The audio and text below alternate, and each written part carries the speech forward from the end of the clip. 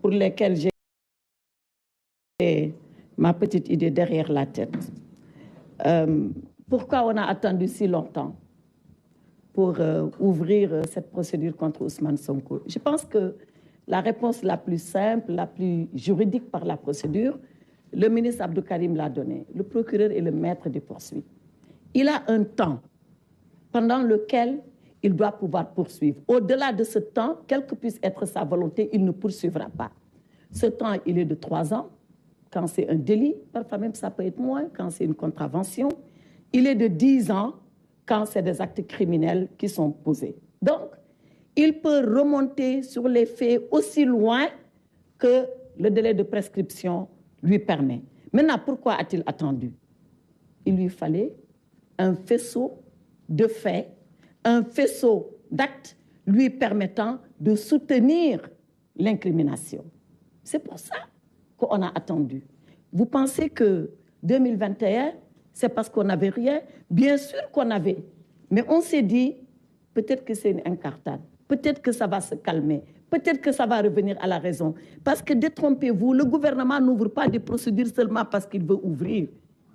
Encore moins de les ouvrir parce qu'il veut, comme certains le pensent, liquider un opposant politique. Dans toutes ces postures et dans toutes ces prises de décision, le gouvernement voit de la façon la plus objective et de la façon la plus légale comment procéder. Or, à l'époque, on avait le procès Adji Sarr qui ne s'était même pas ouvert. On n'en était qu'aux accusations d'Adji Sarr en 2021. Rappelez-vous, c'était à la gendarmerie. Ensuite, il y a eu l'affaire de Mame Mbaye. Mais le gouvernement s'est dit, ces 2 personnes privées, 2 citoyens qui pensent avoir quelque chose à reprocher à Ousmane Sonko, attendons, si le gouvernement s'en mêle, vous vous rappelez de cette thèse au complot? Combien de fois a-t-on crié au complot ici, et dans l'affaire de Adji Sarr, et dans l'affaire de Mame Mbaye? On s'est dit, ce n'est pas le moment de jouer ce jeu-là. On a 10 ans pour le faire.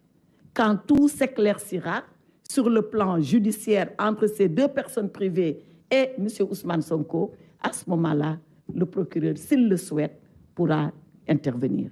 Voilà ce qui s'est passé. Et j'en profite pour répondre à une question, je ne sais plus qui l'a posée. Pourquoi a-t-on considéré qu'il n'y avait plus de menaces et que quelques jours après, que c'est Aïssatou Diop, est là, et que quelques jours après, on ait déclenché la procédure? Mais justement, c'est parce qu'il n'y a plus de menaces que la procédure est faite. Ou alors, c'est parce que la procédure devait être faite qu'il n'y avait plus de menaces. Parce qu'on devait passer à une autre étape judiciaire. Donc, le gouvernement est dans une cohérence d'actes et dans la cohérence globale de la procédure. Maintenant, les incriminations sont aussi graves les unes que les autres, atteinte à la sécurité, atteinte aux institutions, appel à l'insurrection, association de malfaiteurs. C'est le procureur qui décide de cela. C'est lui qui décide au moment où il engage les poursuites de qualifier les faits. Mais la qualification définitive est entre les mains du juge d'instruction et plus définitive, irréversible, entre les mains du tribunal. Le Sénégal est un état de droit. Le procureur est une partie au procès très forte, mais le procureur ne décide pas, il ne fait pas la décision, il ne fait pas le procès. Donc, 2 choses à cette étape de la procédure. La première, c'est d'abord de dire que M. Ousmane Sonko bénéficie de la présomption d'innocence.